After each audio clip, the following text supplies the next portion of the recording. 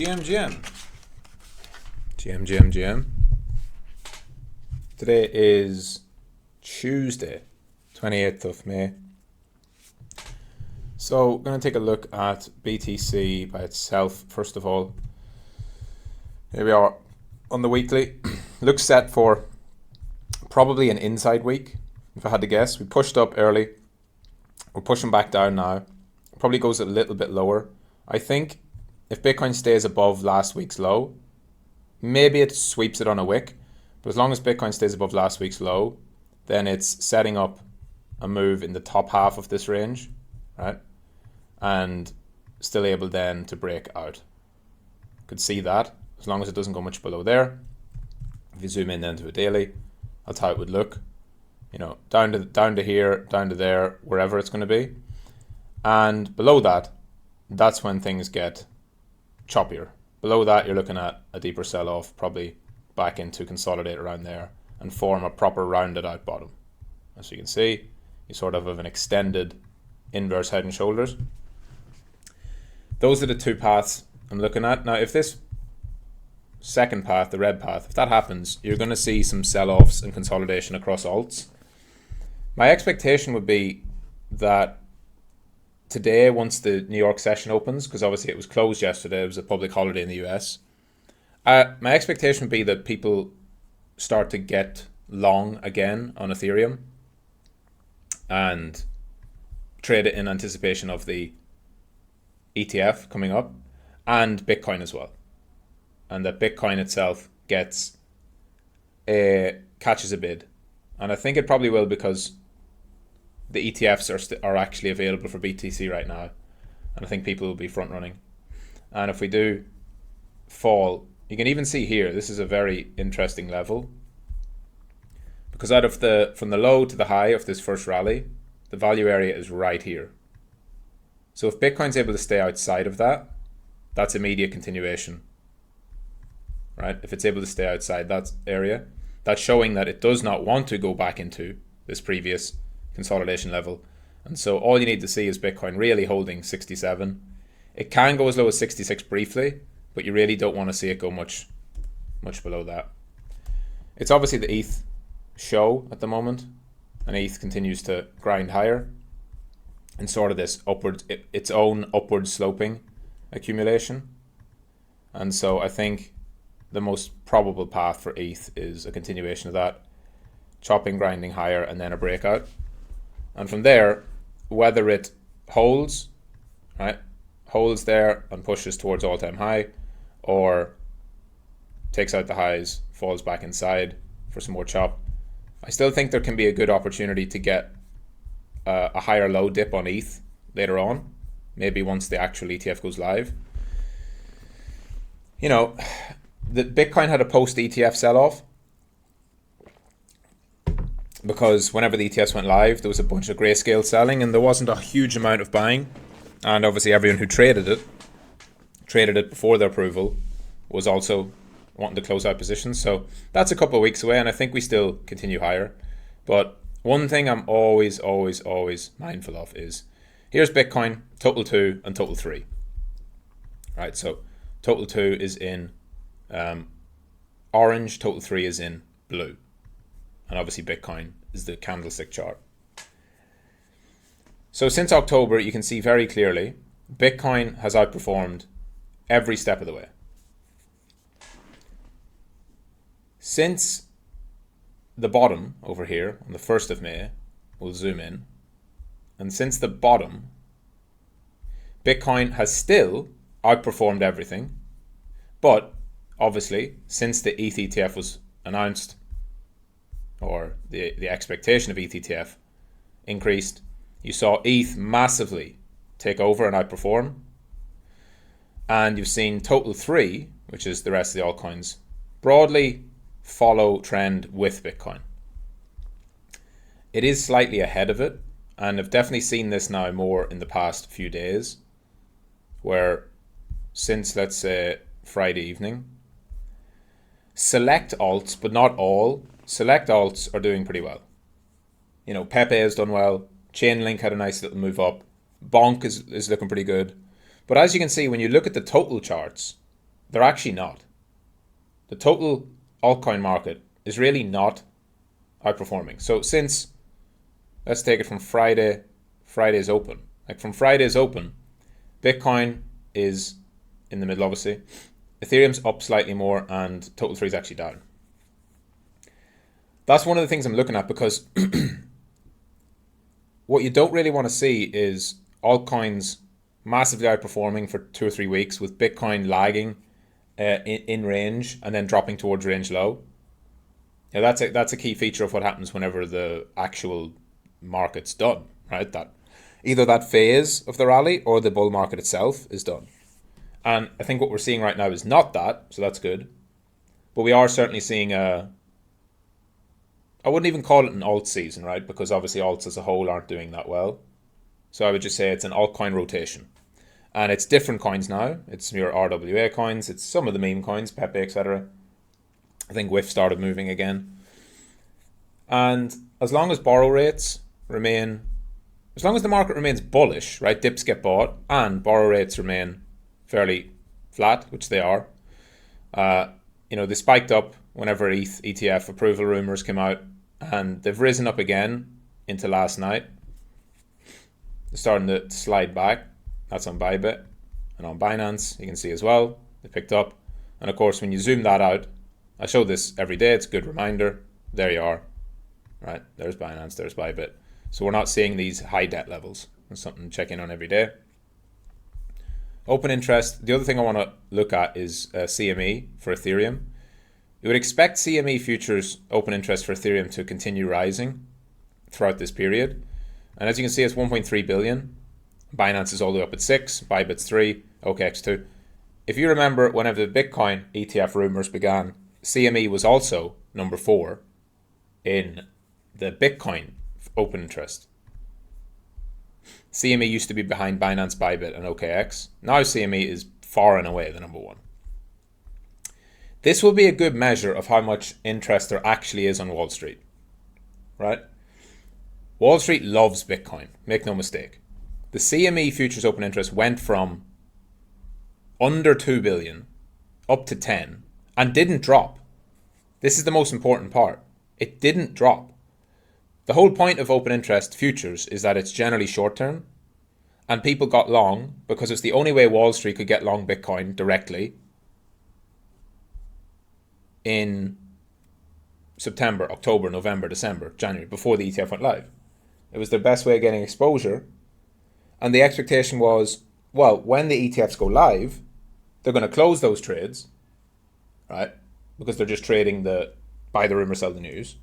And if they're interested in actual Bitcoin, they'll close out the trade and they'll open or they'll buy the ETF. But that didn't happen. It's kept rising. The CME futures are now the number 1 market for Bitcoin with 30% of all open interest. And a lot of that is because there's a lot of arbitrage and there's a lot of hedge fund trading strategies. This isn't like necessarily directionally bullish or anything like that, but it is. The most important thing is that it shows a level of interest, right? It shows how much Wall Street like Bitcoin and trade it, whether it's, delta neutral strategies or directional strategies, it doesn't really matter. You go from 2 billion to 10 billion open interest. That's a huge increase, and it shows there's a market here that people want to trade. That creates demand, and demand creates higher prices. When you start to see that really trending down and cooling off and decreasing, that's when Wall Street's losing interest in the Bitcoin trade. And that will happen at some point, and that will affect the market. You'd be naive to think otherwise. So what you're looking at here is ETH at 1.3 billion, right? So ETH at 1.3, how much is that going to rise?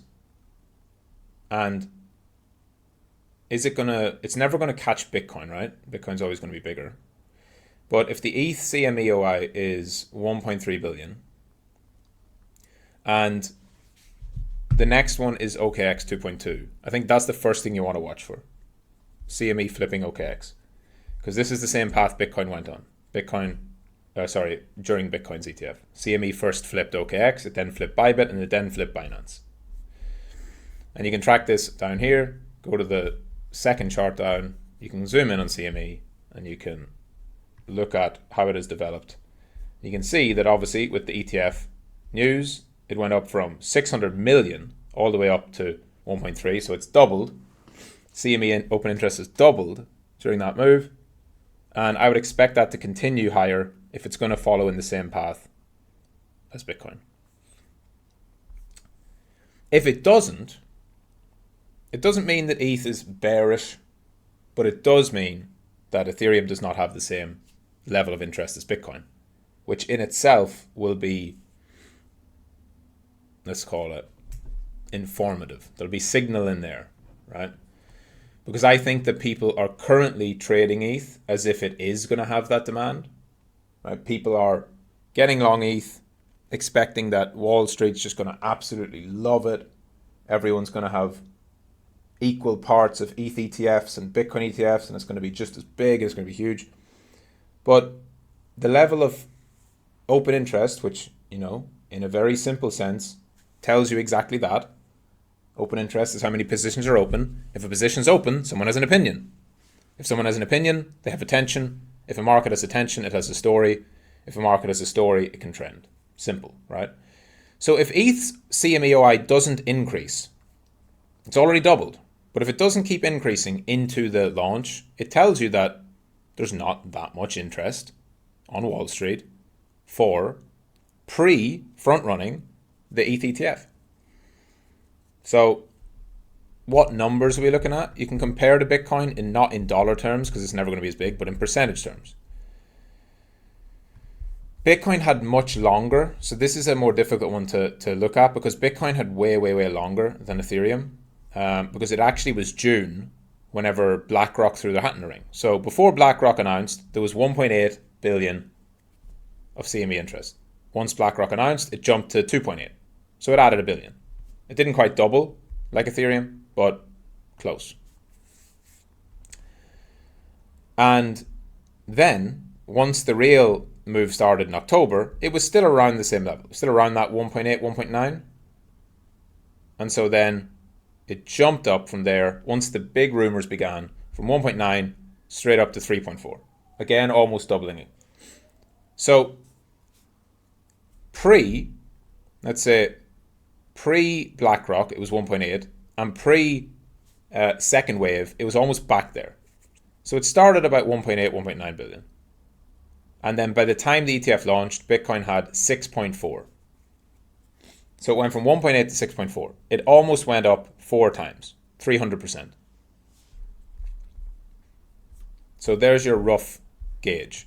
From now until the actual approval, you're looking at something like that. Now, of course, ETH's own ETF, the rally actually started in January when you saw one of these spikes as BlackRock applied for the ETH ETF. I can't remember exactly. BlackRock apply ETH ETF. Not updated forms. I want to know what the first form is. November 16th. BlackRock files for ETH ETF. November 16th. And that's really what matters. That's when it matters most. So 559 million. So let's call it 500 million whenever BlackRock threw the hat in the ring. It's now 1.3. So it's up about 120%. And now we only have probably a couple of weeks until the launch. It's supposed to be launching probably in mid-June. We don't know. We'll know more today, probably once the TradFi guys get back in and start reporting on it.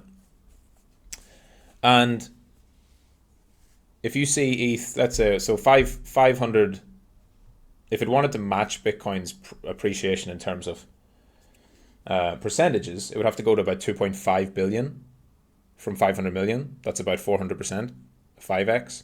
That'd be about equivalent for a smaller asset.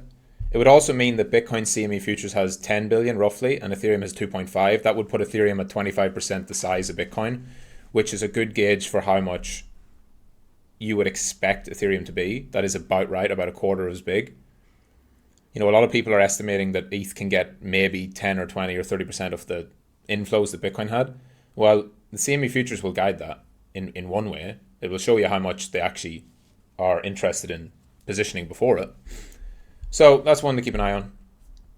And that's really it. Anything else today? Obviously, there was no session yesterday for New York. There was no ETF trading. It was Memorial Day. Today, everything's back open.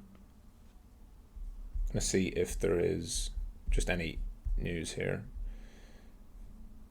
Consumer confidence. It might have a bit. There's definitely a lot of interest in how the consumer's feeling. Might be some there. Might be some. A couple FOMC members speaking. They might say something about rates or whatever. The decent chance there's some headline today that has a little bit of effect.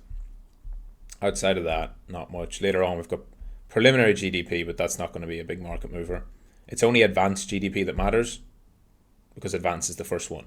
Then they do preliminary, then they do actual very early moves. Unemployment claims, manufacturing, core PC. Friday's the big one for data. And that's it, GM. So the market's looking good.